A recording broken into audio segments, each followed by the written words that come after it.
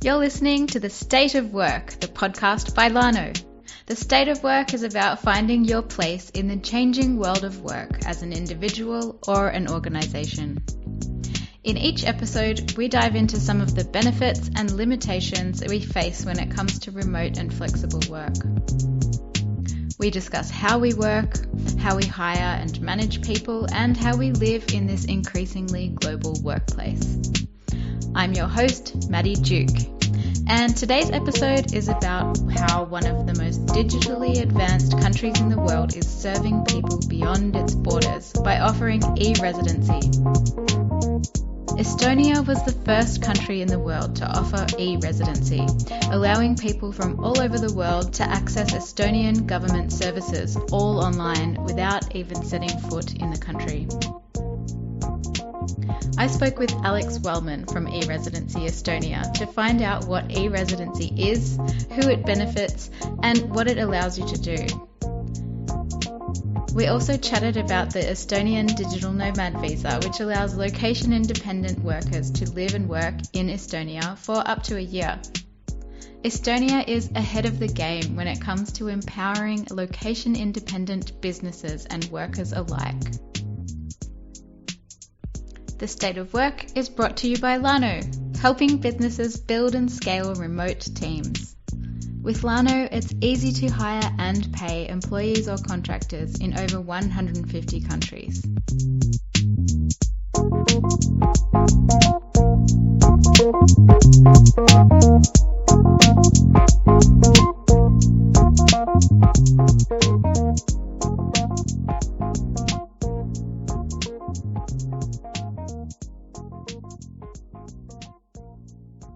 Welcome, Alex, and thanks for joining me today. Thank you. Happy to be here. Great. So you're originally from Michigan in the US, is that right? That's right. It's very similar to Estonia weather-wise, but a lot different otherwise. So you've been living in Estonia for about 5 years now, working on Estonia's e-Residency program. Was it the program that drew you there in the first place, or what led you to moving to Estonia?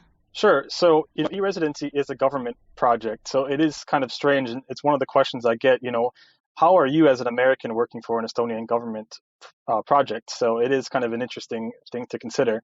I guess for me, I had always been interested in government. I studied political science at university, and I used to work for a U.S. congressman for a while. And one thing I did there during my time was I helped constituents of the congressman, with dealing with different federal agencies. And I kind of saw how big and massive the U.S. government was and how it kind of failed at some very basic things when trying to help its citizens. And I started looking, what are other countries doing? And I noticed Estonia right away. They were digital first. They have everything online, and it was really attractive. So when I saw there was a job opening here for the program, I applied, and then I made my way over here. Wow, fantastic. Good for you. And very unique as a country to have such an incredible digital first government and government services. Can you elaborate on why Estonia is so advanced in that area? Sure. So Estonia was occupied by the Soviet Union for 50 or 60 years, and it regained its independence in the early 90s, along with the other Baltic countries. And, one thing they did was they weren't saddled with the kind of legacy technology and legacy infrastructure that some other countries maybe had. So they had a chance to kind of rebuild from scratch in a way. And there's a kind of nice anecdote that the former Estonian president Ilves tells, where they were offered a telephone exchange from Helsinki that was an analog one, because the city of Helsinki, which is just across the bay from the city of Tallinn, was getting a digital one. And he said, no, it's actually we're going to get the digital one first. We're not going to take the analog one. And that's just one kind of anecdote about how Estonia has worked for 20 or 25 years to actually develop its e-services to the point now where 99% of government services are available online.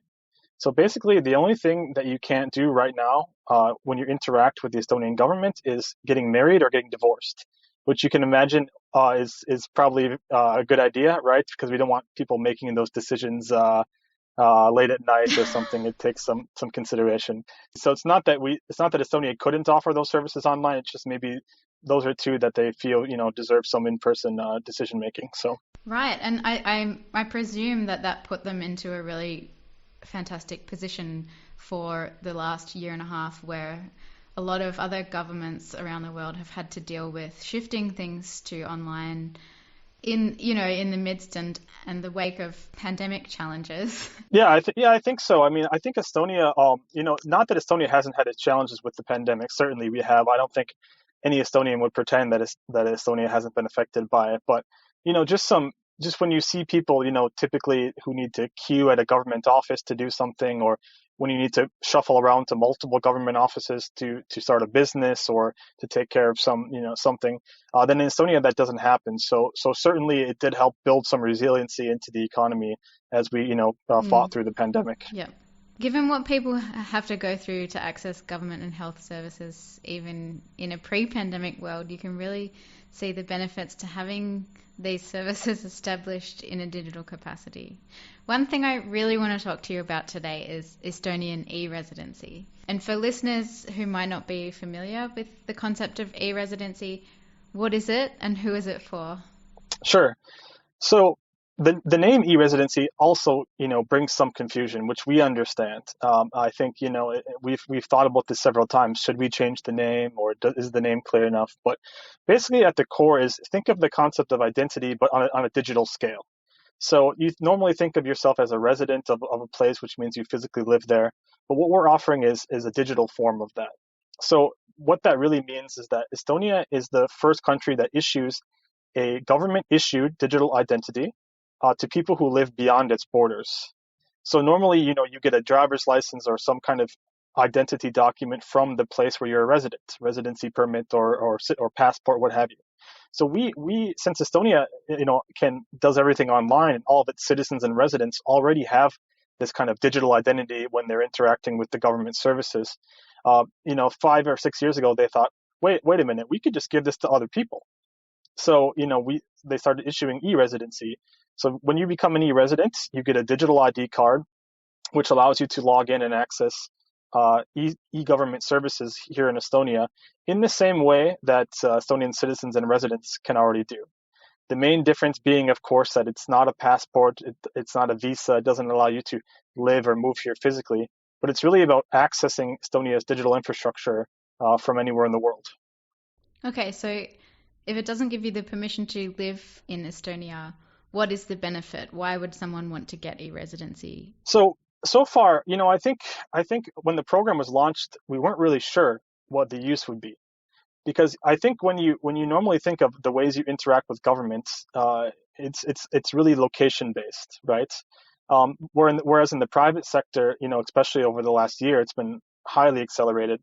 You can do things from anywhere. It doesn't really matter where you live. It's people live a location independent lifestyle.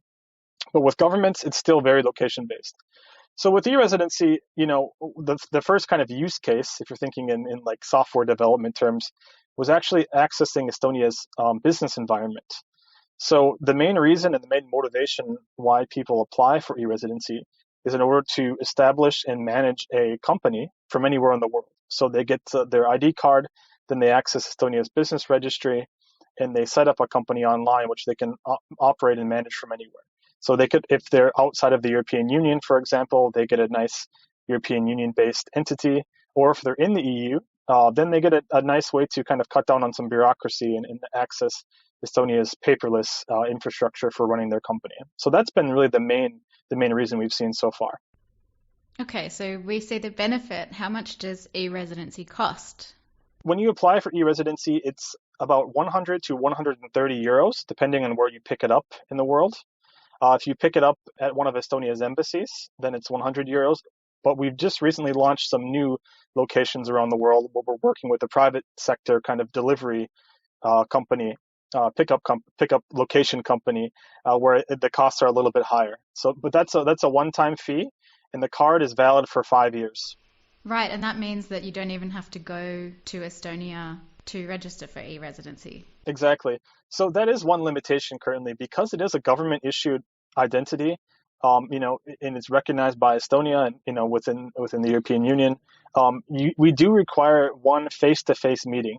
So you do have to go give your fingerprints and, have one face-to-face meeting. So we can't, issue this digitally yet, at least, or directly, send you this card in the post or something. So currently, you have to go to one of Estonia's embassies or one of these kind of trusted service providers that can do this verification.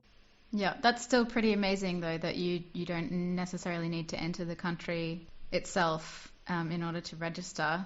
So does e-residency benefit someone like a digital nomad or a freelancer that's also location independent, or is it mainly for people wanting to establish a business within the EU? Yeah, I think those are two kind of groups. There's a few different groups that we see. Certainly, one of the largest groups that we see kind of applying for e-residency are the digital nomads, location independent entrepreneurs. I mean, I think a good example is if you're from a Western country or maybe a wealthier country, and then maybe you spend your time outside of your home region, maybe in Southeast Asia or Central America or any of those kind of typical hotspots, then, it can be difficult to kind of register a company locally, maybe, so as a digital nomad, you could set up your company in Estonia, and then your company can kind of travel with you, right? So you have a digital home base for your company in a way. Mm-hmm. But then I would also say that it's not only for those types of people too, right? I mean, a second group is we see people who are doing amazing, software development and outsourcing projects and starting startups and in kind of the periphery of Europe, in Turkey, Ukraine, or even further afield, in parts of Asia, etc. And then what they get is a great access to the EU single market for their company, so they can, find clients and find customers and access all the tools they need to scale their business. Yeah, amazing. It's pretty amazing. What is the benefit to Estonia then with this program? Yeah, that's a really good question. I mean, that's a question we get all the time, right? So I think there's a couple things. One of them, of course, is a financial benefit, an economic benefit, I would say. So, anytime Estonia gets another company from an e-resident, and there's a potential chance that they'll hire people here, for example, hire local Estonians. Maybe they need some web development or some marketing, consulting or something. So it does grow the job market here a little bit, and also taxes, which we can talk at length about if we want to talk about that. But Estonia does collect some taxes through these companies as well. So that's been a really big impact on the economy. So that's been one benefit. And then I think a third benefit, which is maybe a softer benefit, but also really important, is that, we talked about Estonia being occupied by the Soviet Union for many years, and it's always been in a precarious position, in the world, somewhat. So they lost their independence for a long time. Mm. So they're also keen to build a network of friends around the world, people who support them, learn about their culture, and just, the more people who care about Estonia, the better it is for the country. So that's kind of a third benefit. We hope to kind of, just share Estonia with the world, really. Yeah, that's fantastic. I know that there are some other countries that are doing that offer similar things, like Portugal has an e-residency and the UAE has a kind of entrepreneur visa. How does e-residency in Estonia compare to what some other countries might be offering? I think, there's lots of countries around the world who countries compete all the time for having the best business environment. I mean, countries like the UK, for example, have done this for a long time. It's quite easy to set up a company in the UK, for example, or the US as well. A lot of people choose to incorporate in Delaware or something.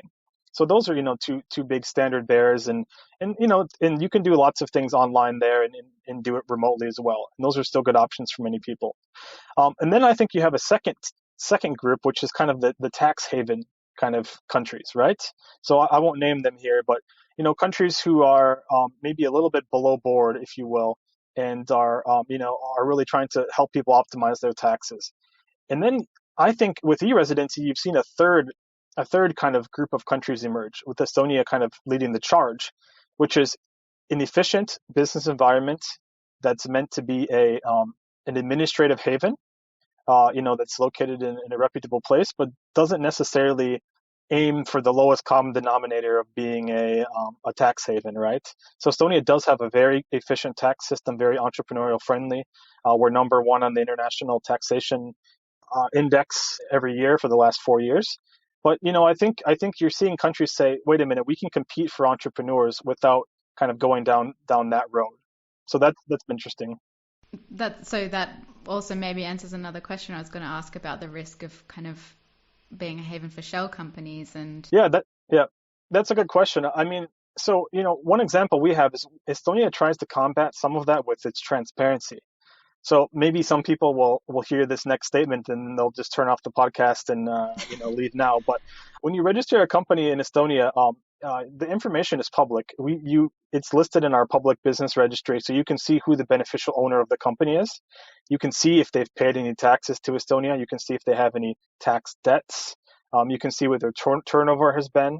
So we try to fight this kind of shell company thing with transparency. So we publish all this information, and this is in high contrast to somewhere like the UK, for example, or the US even, where you can set up a company and you're not really quite sure who owns the company, right? Right. They can kind of hide it. So here it's really difficult to do that. So that's one way we kind of combat that. That's great. Well done. And I guess that's also part of just the comprehensive and maybe more traceable elements of everything being online, that you can oversee that stuff a lot more, I guess. Yeah.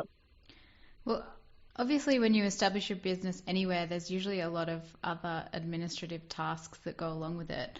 Is getting e-residency and establishing a business in Estonia kind of just one step, or what else does a company or a person have to do if they want to set up a business, an online business in Estonia? So we do have a couple of things. So once you're an e-resident and you have your digital ID card in your hand, then if you want to set up a company in Estonia, there are two mandatory kind of services that you need. One of them is a local contact person and a legal address. It's something that kind of feels like a throwback or like a legacy thing, but it does have an important role. So this person is not a director of your company. They don't have any ownership rights or anything, but it's just somewhere where we can say this company is registered here and this person is a representative of my company in the country. Mm-hmm. So you do have to pay for that. And we have a marketplace on the e-Residency website where you can find a number of service providers who offer those services. Right. And then in terms of like administrative things, everything else can be done online. So for example, if registration of the company is done online. If you do need to do any tax declarations in Estonia, that can be done online. If you need to sign a contract with the service providers that we mentioned, that can be done via a digital signature, for example. So most of the business administration things that you need to take care of, for your company are done using your e-residency card. Mm-hmm. So, how many e-residents are there at the moment? Do you know off the top of your head? Yeah, so we just hit a milestone last week. We now have 80,000 e-residents. Wow. From 170 countries around the world, and they have set up I want to say about 16,000 companies in Estonia since the program's inception. That's great. Well, congratulations on the milestone. Thanks. So with that number of companies, and I know, Skype, for example, is an Estonian company as well.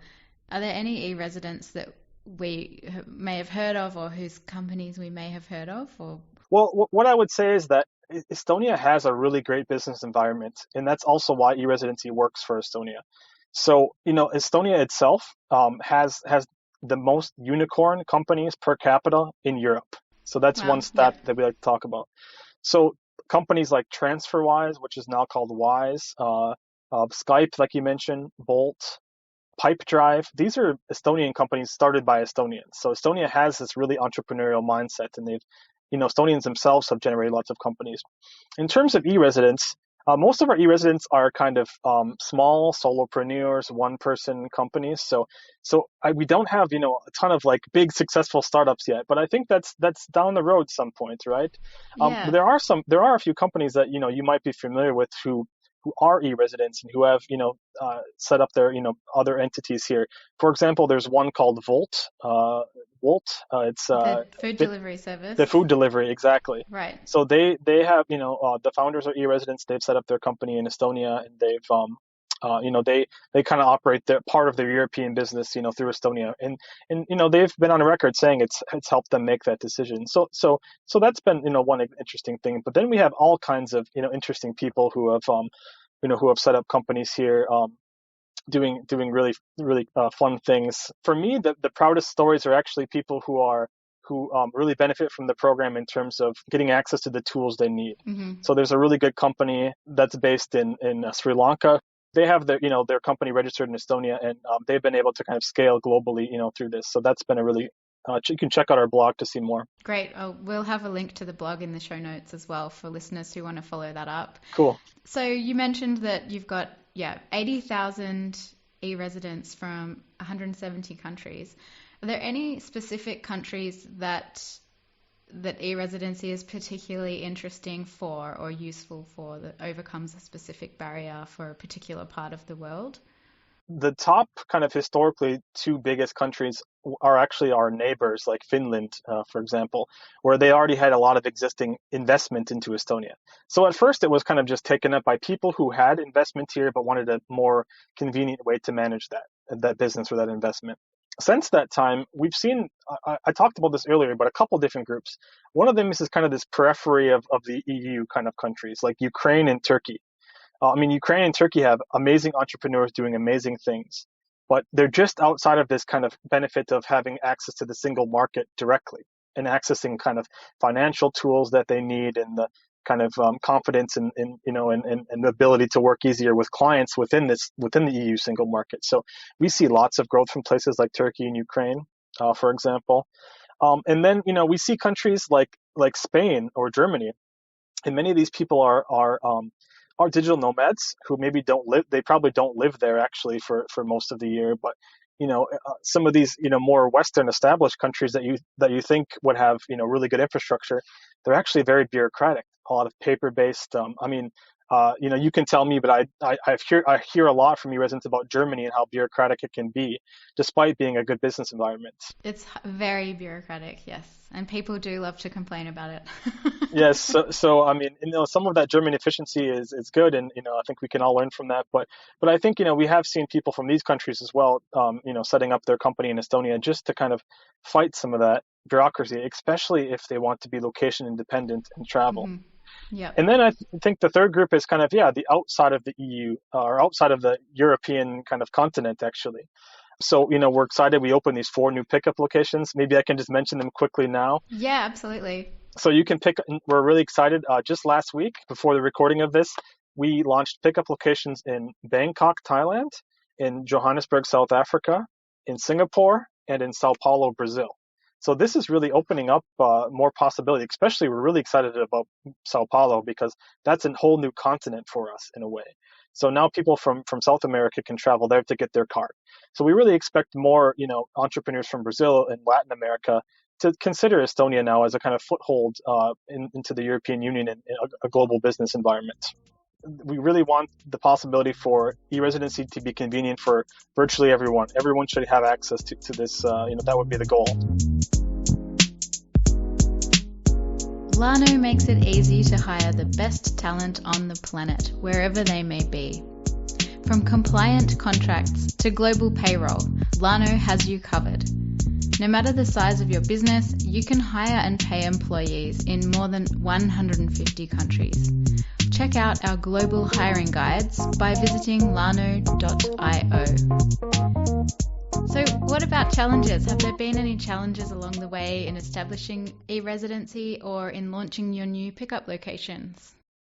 Yeah, that's a good question. It's something we're very happy to talk about in a transparent way. So, like I mentioned before, it is kind of a new concept, right? And the governments of the world haven't kind of caught up to location independence or having a business entity or business outside of its territory, right? So, a couple challenges, for example, is banking. The world of banking is governed by anti-money laundering rules and things like that. So sometimes e-residents have trouble accessing some banking tools, especially if they're located outside of the EU. So that's something we've really put a lot of effort into. There are a number of fintech companies now who offer accounts to virtually anyone who has a company in Estonia. Not everyone, but virtually everyone. And then taxes are another big problem too. Like I said, it's not, Estonia does collect taxes. People can pay their business taxes here, their corporate taxes here, but for location independent entrepreneurs, especially anyone listening here, they know this. They know this. I don't even need to say it. They know that, especially when you start to spend more time in other countries, and then you start to wonder, okay, where's my personal tax residency, which is not in Estonia ever, by the way, unless you live here. E-Residency doesn't affect that. But then you start to wonder, where's my corporate tax residency? My company's in Estonia, but then I do business here for half of the year, or I have clients there, and this has been an immense challenge. And I think something that maybe um, the founders of the e-residency program, also didn't realize, and it's something we've been working on too as well, to help people understand, what their tax obligations are, and providing resources like tax advisors and as much information as we can. So. Does that mean that if you're an individual who has set up a business and it's your own consulting business and your personal tax is elsewhere, wherever you're actually living, but your business tax is in Estonia, like I guess that's one of the problems that people need help solving, right? Like, or is that a straightforward answer? Yeah. So again, I think, I'm not a tax advisor, so I'm happy to talk a little bit about the kind of overall picture, but so basically, the general principles to remember is that when you're an e-resident, it doesn't affect your personal tax residency. So your personal tax residency, generally speaking, according to, kind of OECD rules or et cetera, is, wherever you spend more than 183 days per year. So for some location independent entrepreneurs, they would say, well, wait a minute, I don't spend 183 days anywhere. And so then it's up to you, not up to you, but then it gets a little bit more tricky for you to understand where your tax residency is. So yeah. I'm not going to kind of give advice on that. But for the corporate tax residency, your company is considered a corporate tax resident in Estonia. But the issue comes into play is that if you, for example, live in one country for more than half of the year and do all of your business there, all of your clients are there, then that country can say, wait a minute, your company's in Estonia, but you actually manage it here. Then they can claim what's called permanent establishment, which means you could have to, pay some taxes locally as well. Yeah. And so we're happy to provide the basic advice on that, but that's generally how it works. So yeah, something to consider then, that it can be a bit tricky. So for people that actually do want to work in Estonia, another really exciting thing that you've launched in the second half of 2020 is the Digital Nomad Visa for Estonia, which allows remote workers to live in Estonia and legally work there. Yeah. What does that mean for your average digital nomad or remote worker? Last year, a lot of governments started to think about this because they saw, the rise of remote work, and they saw how people desire to go work somewhere else. The problem is that our current visa scheme in the world for most countries is that digital nomads have traditionally gone to a country, and then when they cross the border, if they're asked by the border agent, if they say, why are you here? Generally they say, oh, I'm a tourist. Yeah. Which is actually a little white lie, right? or some maybe wouldn't say that, but really, what I think Estonia wanted to do was say, actually, when you come here, you can come here. We'll give you this visa. You can come here and work for your company that's located outside of Estonia. So you can come here either as working for your own company that's located outside of Estonia, or as an employee of a company located outside of Estonia. And so we're happy for you to come here and to work and to spend your money, let's be honest, to rent an apartment, to do grocery shopping and eat at our restaurants, etc., and just kind of legalize this. So now this opens up a whole kind of can of worms, if you will, about some of the other issues related to that. But it does go a long way in solving that one issue of, I can go here and actually legally, work and not be afraid that I'm here under false pretenses. Yeah, and I'm sure, let's be honest, I'm sure there've been a lot of digital nomads over the years who have been working in places where they're not actually really technically allowed to be working. So yeah, I think it's great, and I'm sure you'd agree that a lot of other countries maybe need to start looking at these sorts of things, because it's a reality that people are, obviously less so right now, but people really have embraced being location independent and that traveling, working lifestyle. And, maybe I'll just add to that is, there are a couple of different, so as we mentioned, e-residency doesn't let you come to Estonia, but there are a couple of other programs too Estonia has. Okay. One of them is called the Startup Visa. So it's if you actually want to come here physically to build your company, you can apply for a startup visa, and then you can actually come to Estonia and build your startup. But it has to be approved by a startup committee. It has to have some kind of scalability. But so of course, if you're an EU citizen, you have freedom of movement. You can come here anyway. But if you're not an EU citizen, then it might be an attractive opportunity for you. And if you want to come work here just for our existing company, I can say, like I said, I'm American. I've lived here for 5 years, and I can say there's just a lot going on here, and it's a really great place to live. So you can just find a traditional job here as well, too. Right. Okay. So is it generally a little bit easier to get a job as a foreigner and get a visa there than it might be, say, I mean, Australia would be one example where it's extremely difficult. Well, like Estonia isn't perfect in that regard, of course. So I'm not going to, sugarcoat it, but certainly Estonia is a small country. They need talent here. They need people to come and work here, and especially with all these kind of domestic startups who are in companies who are growing here.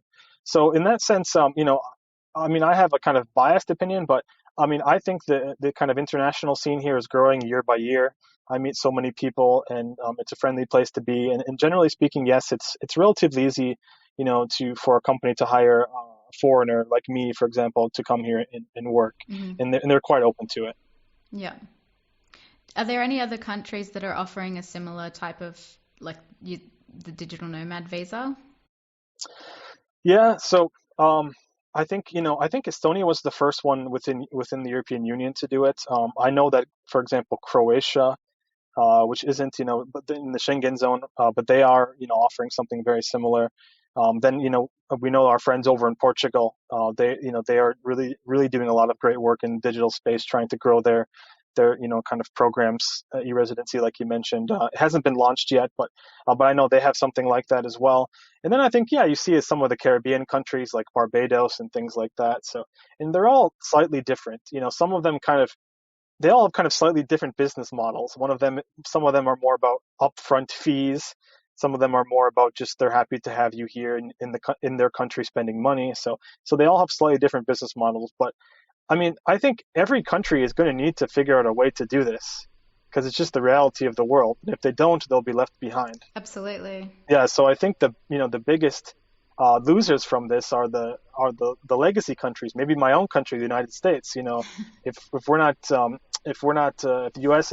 isn't open to this kind of movement of people who are coming to work remotely, then it's going to be left behind.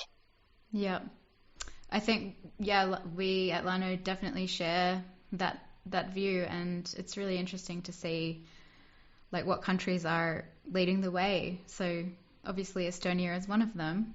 What's next for e-Residency or for Estonia in this world? Are there any other programs or projects that are in the pipeline for you? Sure. So I think, if you think about the core of e-Residency, it's about offering a digital platform for people to have some kind of connection to a country, a way a country can serve people beyond its borders. Now, if you pause and think about every kind of service that a government offers to you, like we mentioned previously, that some of these things are location independent or location dependent. For example, e-Residency is never going to offer you public transportation where you're living. I mean, that's, you pay your taxes in your country. If you're in Berlin, for example, and you take the S-Bahn or the U-Bahn, then you pay for that and you use that service locally. But there are lots of services that governments provide that aren't location, dependent. For example, we know one challenge people have are things like pensions and healthcare. Yeah. So, is that something that Estonia could offer to people? I don't know. It's something we've discussed. It's something we've done research on and looked into. Could people, pay into Estonia's pension system and then have their pension somewhere, registered here and then access that later when they're ready for retirement? So that's something. Healthcare is another challenge, another thing that's done locally, but the private sector has travel insurance and lots of things like that. So that's something we've talked about too. So I think, for Estonia, it's thinking just broadly, like what else can we offer to e-residents, beyond the ability to start a company. And what about things like unemployment? Would that ever come into it, or does it not really make sense? Yeah, it's tricky because, so much of the social systems around the world are dependent on the local population, the mass of people paying for the people who need it, right? So of course we need to be careful in the sense that people who are paying into some kind of social program, if they're not paying other taxes or contributing to the economy in another way, then there can be some imbalances there. So we need to be careful with that, I think. But I do think it's something that the kind of global taxation and social benefits program system in the world needs to figure out, right? Because and Estonia might have some solutions for that, and who knows, maybe we don't in the end. But it's something that we're very happy to and keen to kind of kick off the conversation about. We've tried to engage with stakeholders about this, like how can people who travel the world and live in different places, how can they fairly pay what they're supposed to pay and make sure that it's equitable to the local population. So that's something that to keep in mind. For sure. And I think, you've kind of touched on a topic that can be controversial, particularly for people who lead the kind of digital nomad life, and they might go and move somewhere like Bali, that's a really popular one, where you're kind of, yes, you're going to live there and you're going to spend money, but it's also, there's a question of kind of privilege and ethics and sure. If you're working there and living there, but you're not paying into the tax system, I mean, I don't know. It's very interesting, and it's really it's a bit of a gray area of digital nomads and remote work. Yeah, if I could jump in, I think that certainly is a big concern, and it's something that we think about a lot too as well. But I think on the flip side of remote work, which is the more exciting part, so I think of course wealthy Western people going to somewhere, and that's been the classic kind of view of digital nomad. But also I talk to people all the time who set up their company in Estonia, and they say, hey, I can actually remain in my home village, wherever that happens to be. And then I can do business with, around the European Union with clients and customers there. And I don't need to move to a big city. I can stay by my mom. I can stay by my grandfather. I can, help my family with the family business on the weekend or something. And for me, that's the more exciting part about remote work and about digital nomadism is the choice that people have. So yeah, that's a really great point. Again, it's all about kind of accessibility to different parts of the world as well. Yes. And so, I mean, well, thank you for leading the way, Estonia. It's really exciting, and I'm really keen to see what happens next. Are there any final thoughts you have before we wrap up? No, I just thanks for having me here. You can tell that I'm a big advocate of e-Residency, even though I'm not Estonian. So we have tons of resources available. We have our websites. We do webinars frequently. We have a really active blog and a Facebook community that you're welcome to join. So I really hope you consider it and think about applying for e-Residency. And again, if you're listening and you think, wow, this sounds like one big marketing pitch, that's fine with me too. We're happy to address any questions you have, any criticism or any issue. And we want to see Estonia grow together, and we're happy to iterate on this program and make sure it works for everyone. Fantastic. That's awesome. And yes, we will link to those resources that you mentioned in our show notes. So make sure to head there if you're looking for more information or if you have some questions that we didn't cover today. So Alex, thanks so much for your time today, and all the best. And I hope to speak to you again soon. All right. Thanks a lot, Maddie.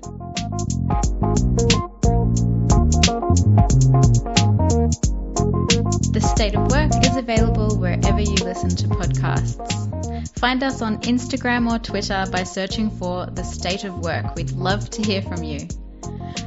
For more information about Estonian e-Residency or anything else we talked about in this episode and links to further reading, check out our show notes at podcast.lano.io. Thanks for listening, and see you next time on The State of Work.